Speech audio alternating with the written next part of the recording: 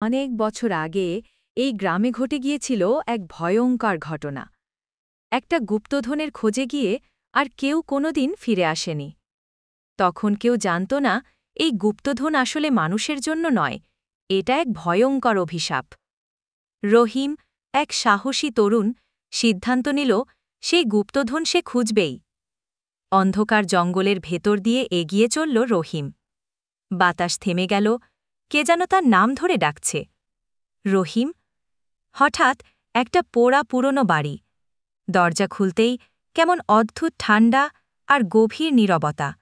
ভিতরে পাওয়া গেল এক পুরনো বাক্স। ঠিক তখনই দরজা নিজে নিজে বন্ধ হয়ে গেল।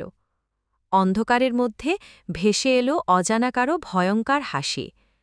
রহিম বুঝল কিছু একটা ঠিক নেই। ধোঁয়ার মধ্য থেকে এগিয়ে এলো এক ভয়ঙ্কর ছায়া, লাল জলজলে চোখ। এটা মানুষ নয়। রহিম ছুটতে লাগল, আর পেছনে সেই ভয়ঙ্কর ছায়া। তারপর সে আর কোনোদিন ফেরেনি।